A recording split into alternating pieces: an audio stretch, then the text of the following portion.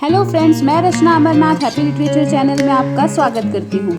आज के वीडियो में हम डिस्कस करेंगे औचित्य थ्योरी। तो फ्रेंड्स, इस थ्योरी को समझने के लिए पहले हमें ये जो वर्ड है औचित्य, इसका मतलब जानना बहुत ज़रूरी है। इसके मतलब को हम समझ जाएंगे, इसके मीनिंग को समझ जाएंगे तो थ्योरी अपने आप समझ में आ जाएगी। अगर हम इस वर्ड को ध्यान से देखेंगे तो इसमें एक और हिंदी का वर्ड है जो है उचित।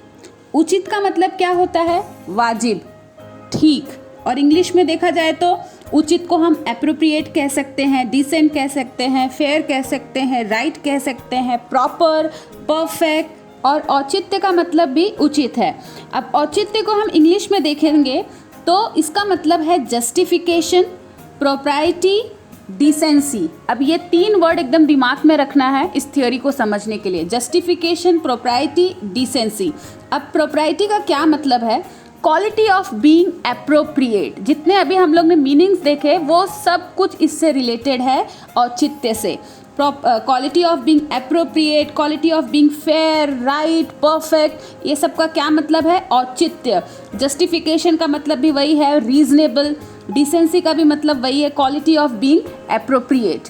ठीक है, तो ये वर्ड का मीनिंग एकदम क्लियर हो गया है। औचित्य मतलब क्वालिटी ऑफ बीइंग एप्रोप्रिएट। अब फ्रेंड्स, यहाँ से जो भी स्लाइड स्टार्ट होगा आप उससे अपना नोट्स बना सकते हैं। So now let's see who introduced this theory, Auchitya theory.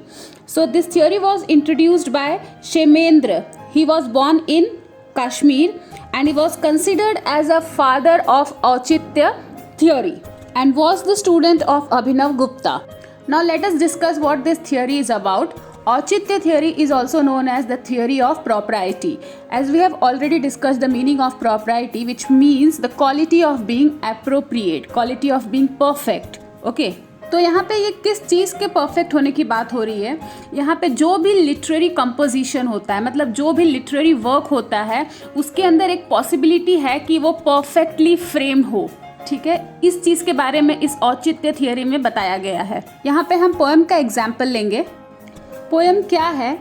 It is a collection of words. Words के कलेक्शन है जो पोएट के आइडियाज़ को और उसके इमोशंस को डिस्क्राइब करने के लिए यूज़ किया जाता है। ये अलग तरीके से इमेजिनेटिव स्टाइल में डिस्क्राइब किया जाता है। So poem is a collection of words used to describe ideas और emotion in a vivid and imaginative style.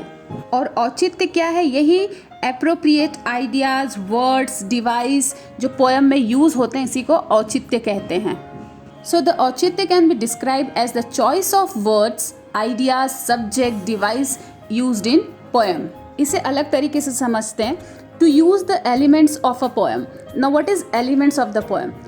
Poem किस चीज़ से बना है? फिगर ऑफ स्पीच है रहता है पोएम में, वर्ड्स रहते हैं, सेंटेंस रहते हैं, मीनिंग होता है, रस होता है, अलंकार होता है।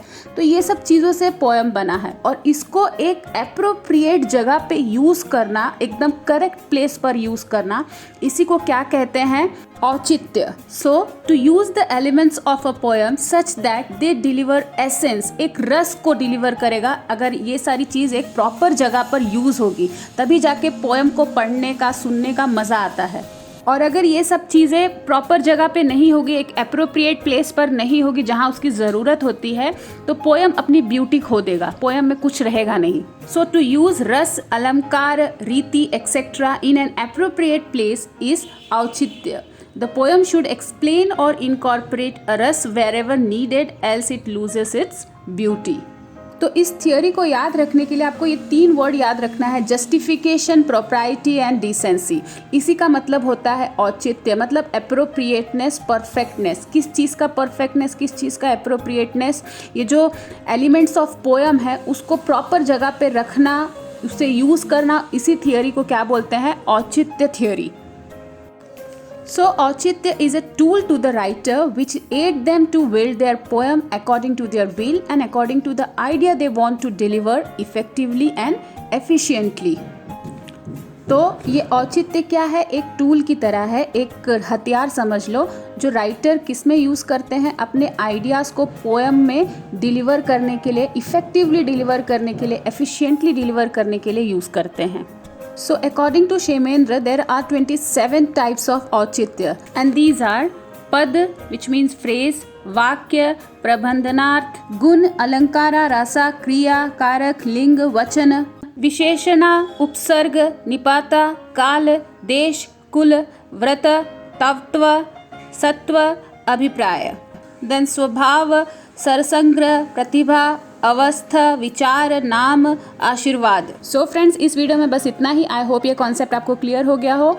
अगर आपको वीडियो अच्छा लगा है तो प्लीज़ इसे लाइक करना ना भूलें, साथ ही साथ चैनल को सब्सक्राइब कर लीजिए। लिटरेरी क्रिटिसिज्म से रिलेटेड और भी वीडियोज़ अपलोड करना है, तो मिलते हैं मेरे नेक्स्ट वीडियो में। तब तक के लिए आप अपना ख्याल रखिए। बाय।